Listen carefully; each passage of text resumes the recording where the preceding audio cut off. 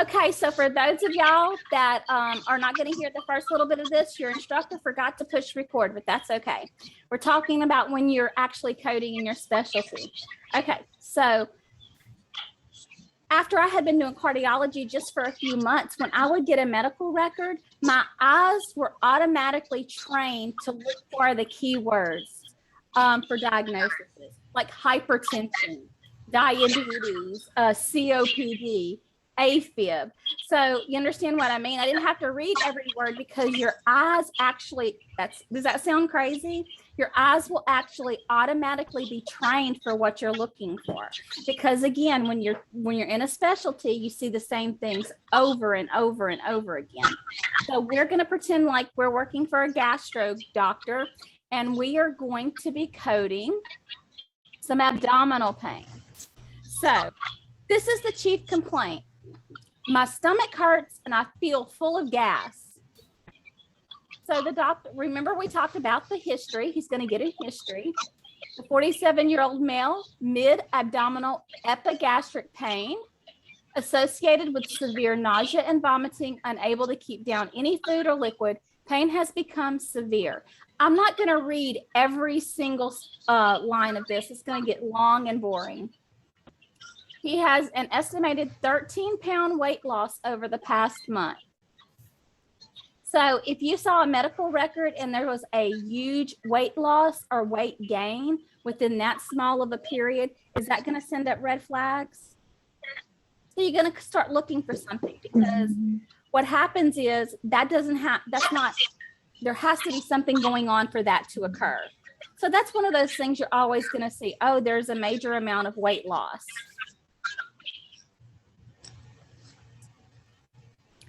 So the patient reports eating 12 sausages at the Sunday church breakfast 5 days ago, which he believes initiated his symptoms. Well, I would think so if you eat 12 sausages, right?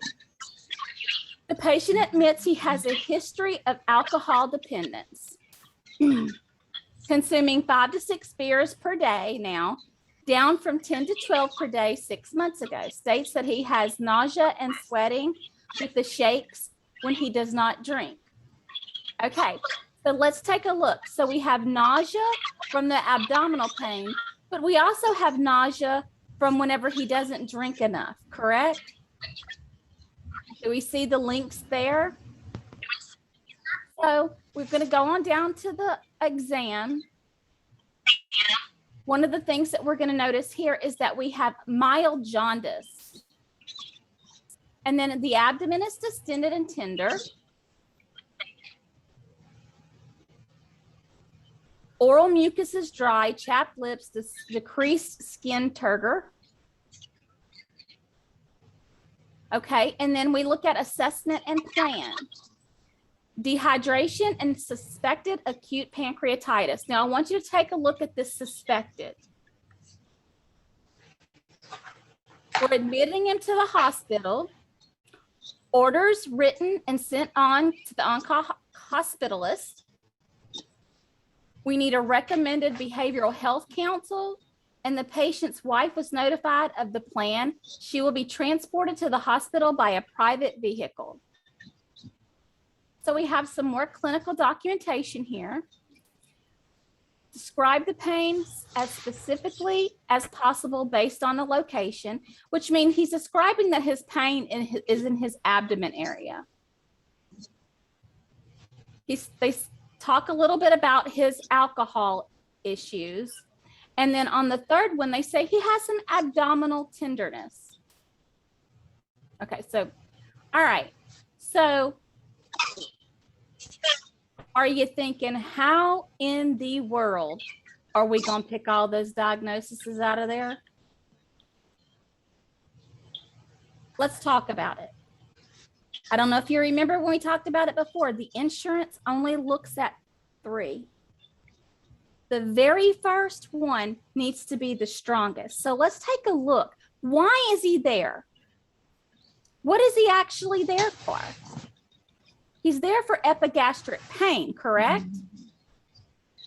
So we're going to make that our very first diagnosis.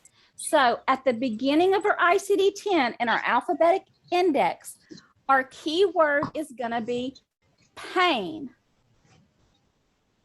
And then we're going to, when we look up pain, then we're going to look down until we find epigastric. So let's go ahead and do that. Let's look up pain in our alphabetic index.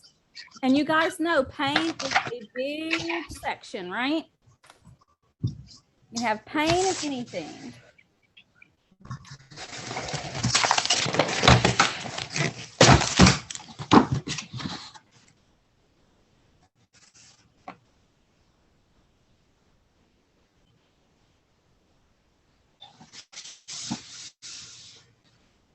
Now, when you see it, don't call it out. Just hang on. Let everybody get there.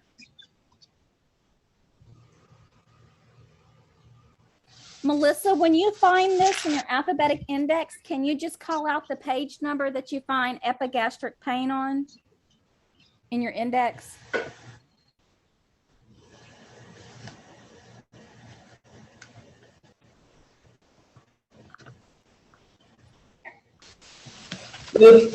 They all passed 375. Is that, well, mine's different. So y'all going to have to kind of check each other. Yeah, it says 374. It says 374 in mine. It says epigastric. Oh, okay, that's and okay. It's at the bottom. It says R1013. So R1013. Okay, so now we found that code in our alphabetic index. Now we're going to go to back, which we call our tabular, and we're going to go to the R's. So we're going to be looking for R10.13.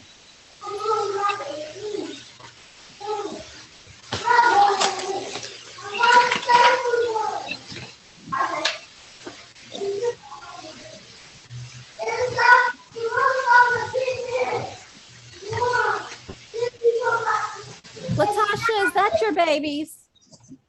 Yes, ma'am. I forgot to have it on mute.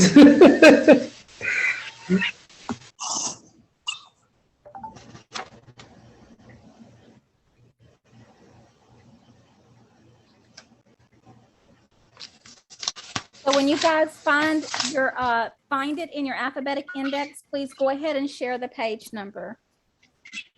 1223.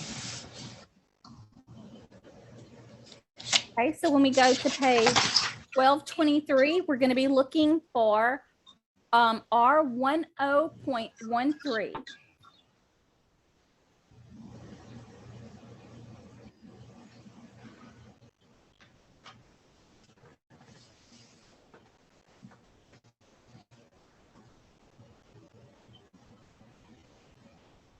So if we look at R10.13, it says epigastric pain. Does yours say the same thing? Mm-hmm. Okay. Yes. So we have our primary code. Our primary code is just our first code, right? So epigastric pain, R10.13. So that's going to be the heaviest weight because that's why we're here. What's wrong with this man? He's a belly full of gas. So doesn't seem like it should be very serious, but okay. Now I want us to look at, and I've highlighted them in yellow just to kind of make it easy. So he has a history of alcohol dependence. He has mild jaundice. He has dehydration, and he has abdominal tenderness. So does it really matter at this point what goes next?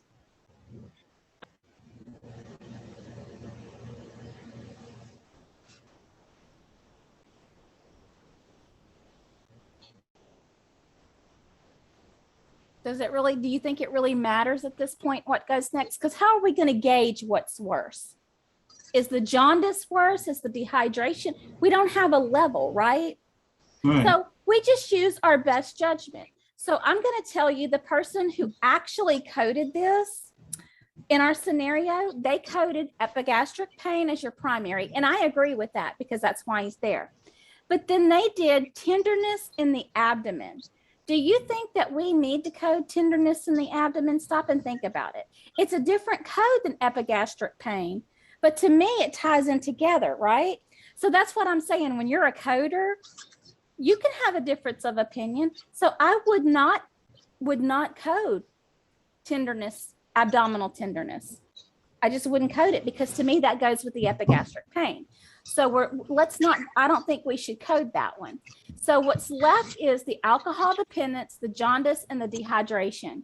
So to me, I would code jaundice next. Do y'all agree?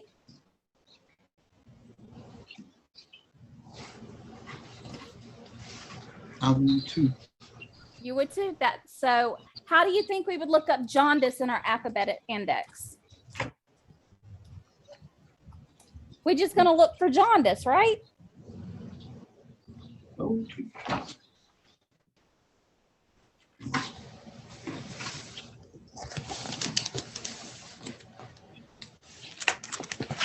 Now, I know this says mild jaundice, but when you're looking in your alphabetic index, you're not going to be able to see mild jaundice. It's not there. So we're just looking for jaundice.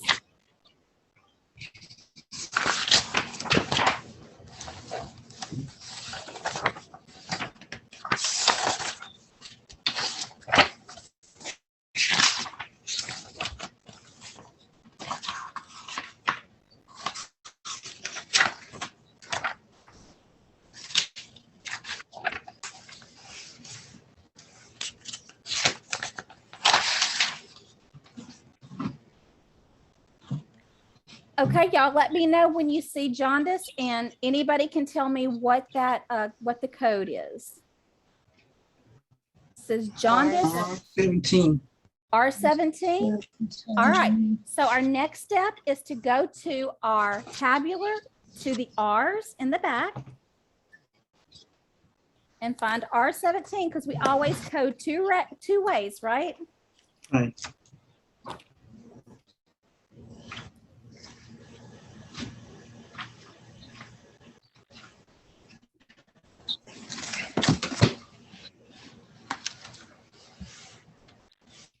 And if y'all want to share the page number that you're able to find jaundice in the tabular. 1224. So, and what does R17 say? Unspecified jaundice. Unspecified jaundice. Yep. Now, why is it unspecified?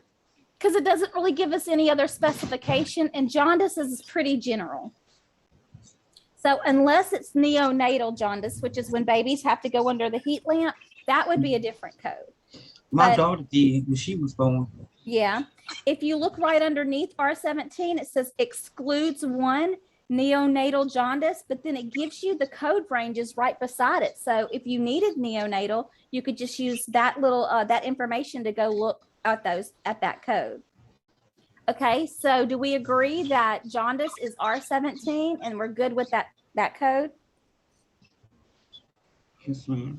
Okay, so I'm going to look at y'all when I say this.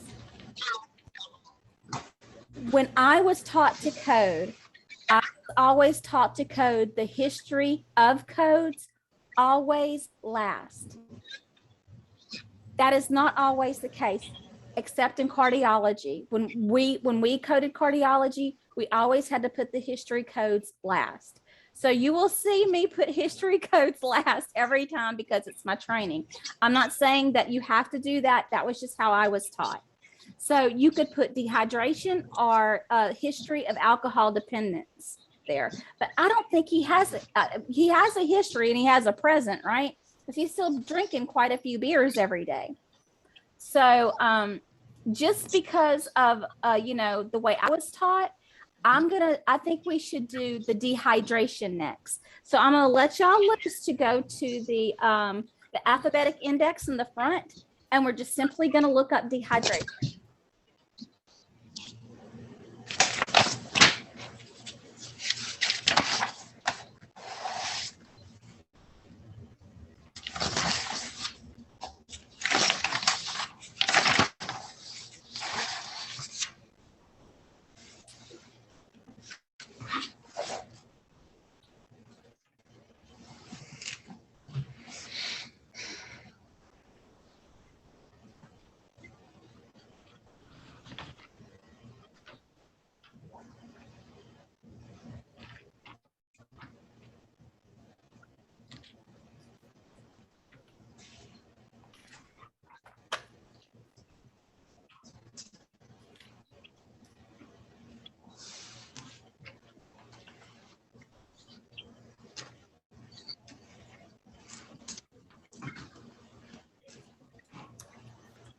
I feel like I want to sing the Jeopardy song. Do, do, do, do, do, do. Not It's a on race. page 769. But there's different codes because there's a little red dot next to it. So it's you got to look down. Okay, so you've already moved to the tabular. Because that's not on dehydration. It's E86.0. And Okay, it who says said that they couldn't find dehydration? 189, page 189, Okay. the middle column.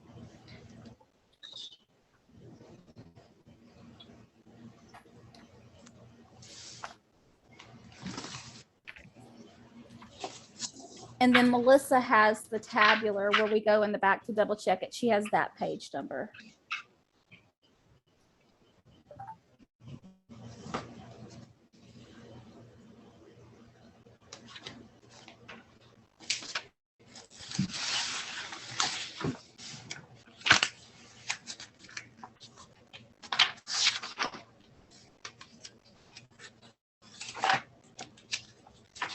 Latasha and Haley, you doing okay?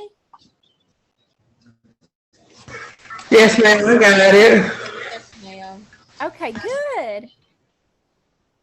So what page was it on, Melissa? In the It's 769. 769? And we're looking at code E86.0. So does that match up with our dehydration? You're on mute, Melissa.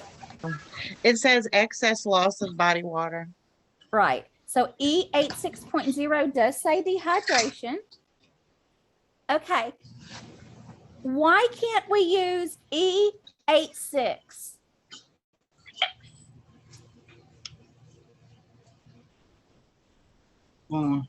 It says for newborn, dehydration dehydration of newborn.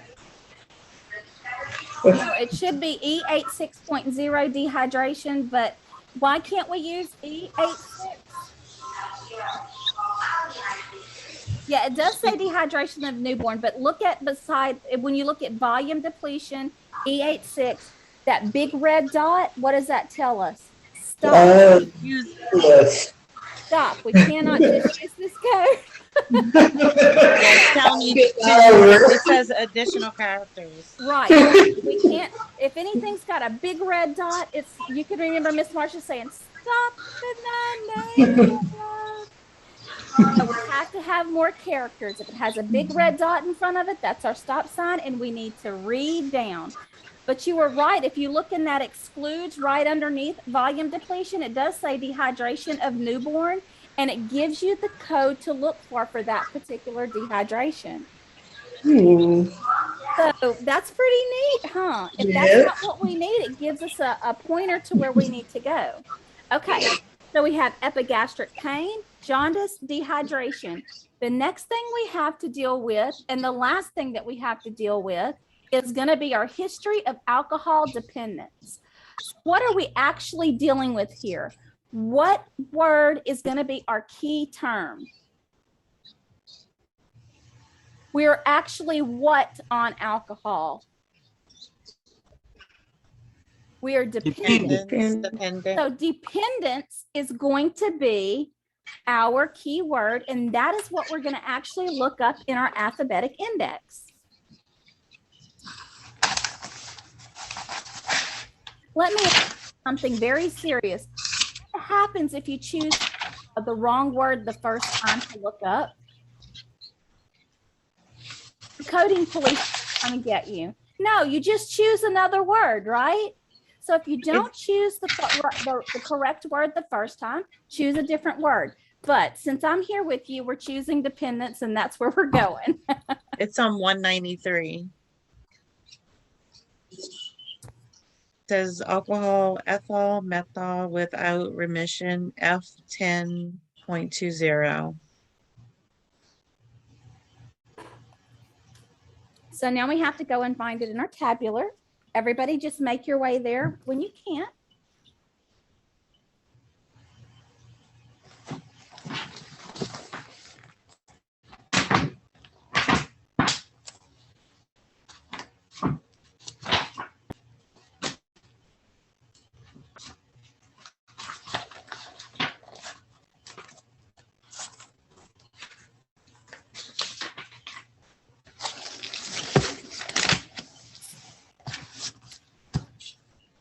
page 774.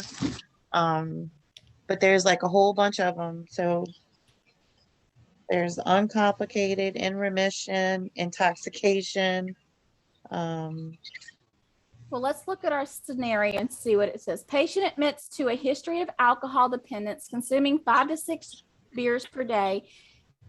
Now, down from 10 to 12 6 months ago, state that he has nausea and sweating with the shakes when he does not drink.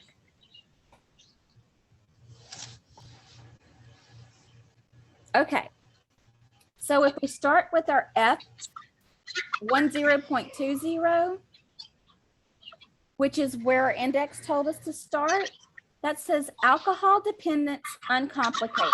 So how do we know if it's complicated or not? We may think it's very complicated since he's, he gets the shakes and he's nausea and vomiting, but let's look at our choices and we're going to choose our best choice. So under alcohol dependence uncomplicated, it says alcohol use disorder moderate. Even though it doesn't seem moderate maybe to us, but that is kind of a moderate drinking problem. It's not severe. So underneath it says alcohol use disorder severe. So it wouldn't matter if it was moderate or severe. It's our only choice. So that's why we don't have to worry about saying, hey, doc, I need more specification. So our answer, the correct answer is going to be F 10.20. Okay, I have a quick question. Why can't we use F 10.2?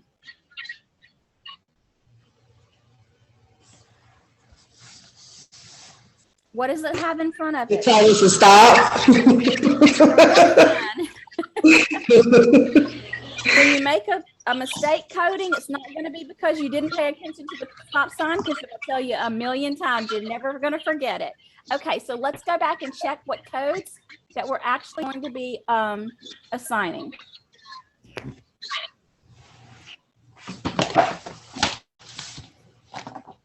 So R10.13 epigastric pain. I did code abdominal tenderness, but I don't think that we need that one. So I'm taking it out. So R17, unspecified jaundice. E86.0, dehydration. And then we have our alcohol dependence uncomplicated. So this is what you would send out on your claim form to be paid by the insurance. How many codes does the insurance generally look at? The first 3. 3. Epigastric pain, jaundice, dehydration.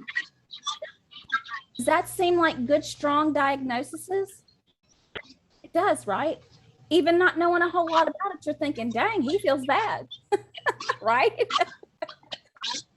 So you kind of get that gut of that's some good codes. All matches together. It gives a really good overview of how the patient is feeling and why he's here. So that would be a solid claim. Okay. So who remembers us talking about Otis media? Yeah, Otis media. Remember, that's an earache, right? I tell you this because the next one is an earache. So I just kind of wanted to remind you. It's been a while since we talked about it. This one can be tricky because I never remember Otis media until I get to doing an earache and I'm like, oh yeah. So our scenario 2 is an earache. Chief complaint is right earache and ear pain, which means he has middle ear inflammation. And when you see the word superlative, that's what it means. Middle ear inflammation. Okay. So you can read through all of this if you want to. Really, let's see, this 20-year-old male is an established patient, well known to the doctor. He's a full-time college student and presents with the right side ear pain. The symptoms started yesterday and continue to worsen with no pain relief using acetaminophen. Denies discharge, hearing loss, ringing, roaring.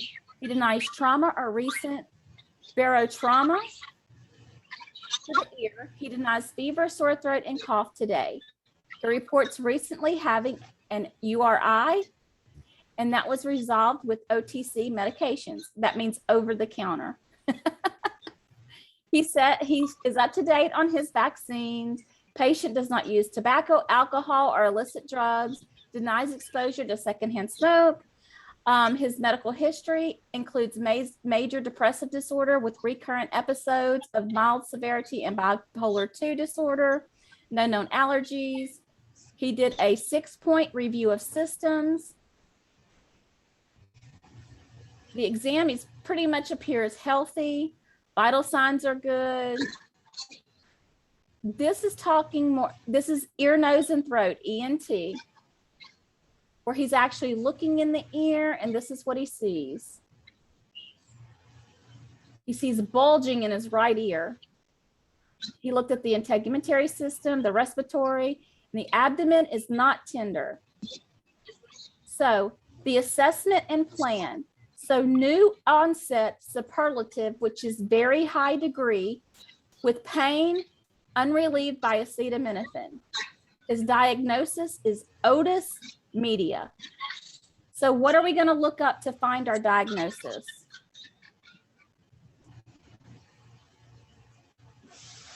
Otis media. Otis media,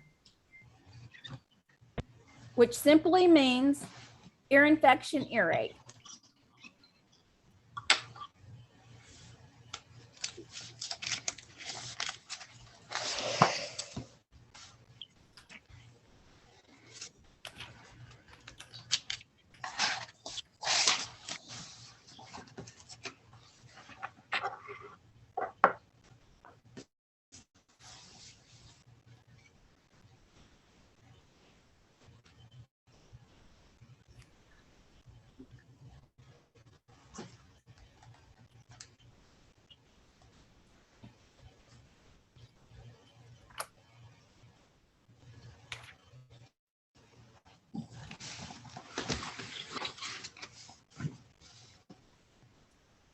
So I found otis. Now I just got to find media.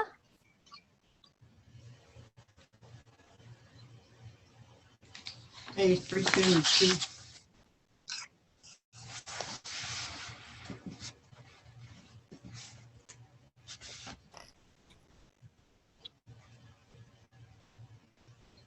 When I look at it, it says Otis, it says media continued, chronic continued, and it says superative, see Otis media, but that's what I'm looking. Superlative.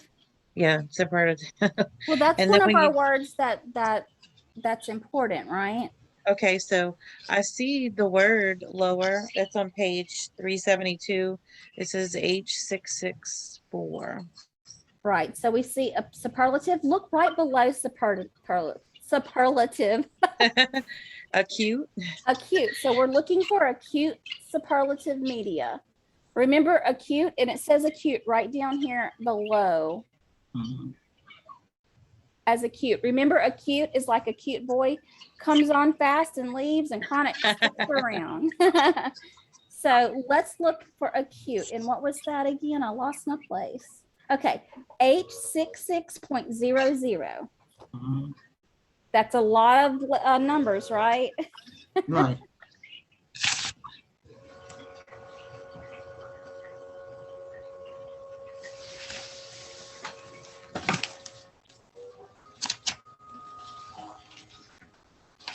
And this was his right ear. Going back up, this is right ear.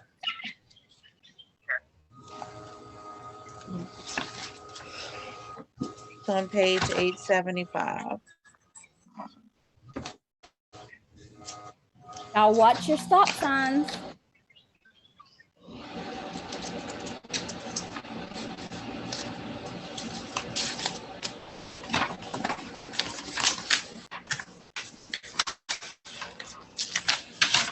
There is acute, it says without spontaneous rupture of drum, Okay. reoccurrent right ear.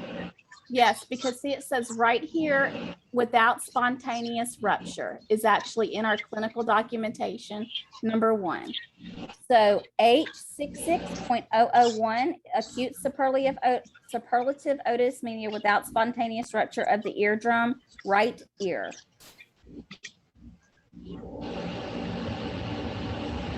Y'all agree?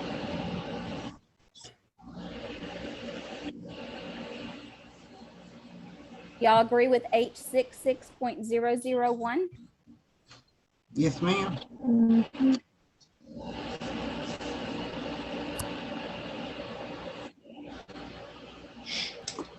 That was a whole lot of words to find one thing. Just to say, this fella has an ear infection in the right ear, but it's not ruptured yet. Don't you wish it could be that easy? And some doctors are that easy, but some like to write a whole book. I have just a couple of more things to do, and they're going to be very quick. I decided that I would add a couple of NCCT questions in for the ICD-10, so you can see exactly how it's going to look on your test when you get ready to do your certification exam. So we're going to do that, and then we're going to finish. That's going to be it this evening. So these are going to be so easy for y'all. I'm not even worried.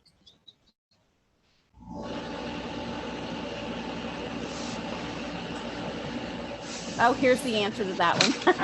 Okay, so the diagnosis is stage 3 pressure ulcer of the left lower back. Which of the following ICD-10 codes should be assigned? So the way that you're going to do it is you're just going to begin, you're going to pick a code and you're going to begin to look at the code in your book. So let's look up L89.141. So see, you don't even have to look it up on your ICD-10 when you do your certification exam. You don't have to pick a key term. You just have to use the codes that they've come up with, and you have to find the correct one in their list. So I'm going to go back. I'm sorry. Okay. So we get to use our ICD-10 book when we doing our test. Oh, absolutely. You can use your CPT, your HCPCS, and your ICD-10 book. Okay then. Girl, I tell you what, if they wouldn't let us use that, we would have to run for the hills. I could never remember all these codes. So Well, they pretty much put you in the direction where to go, and you just yes, have to pick the right one. you just have to pick the right one. So it's L89143. Says stage 3 pressure ulcer left lower back. So Melissa says L89.143.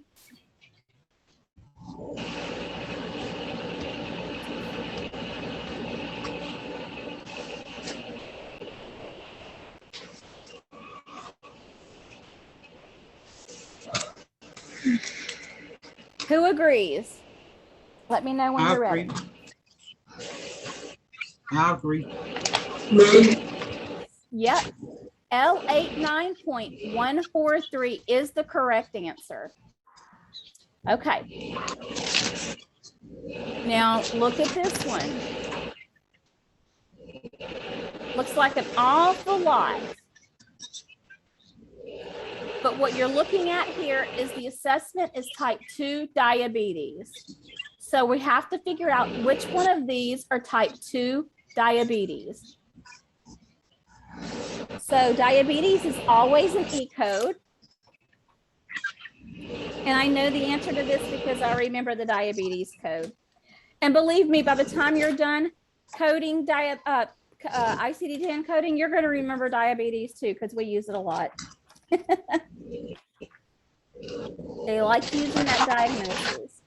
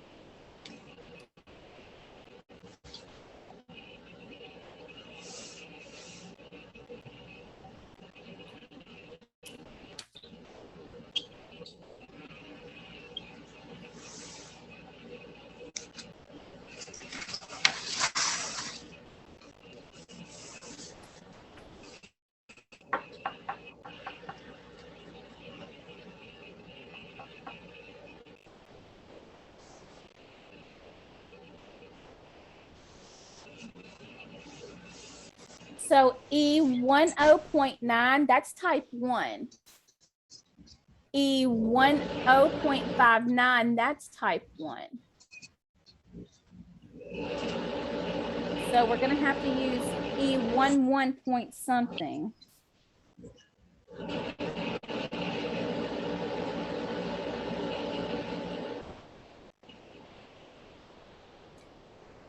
Gonna be 11.59.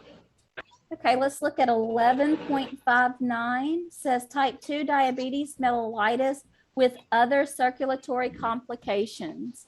Do you see any other circulatory complications here?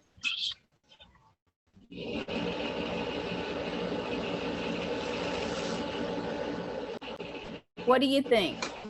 Do we have circulatory complications in here? Let's look at E11.9.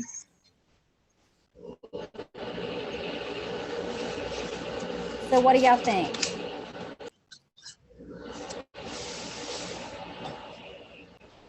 It's not really pointing us to any complications in this scenario particularly, right?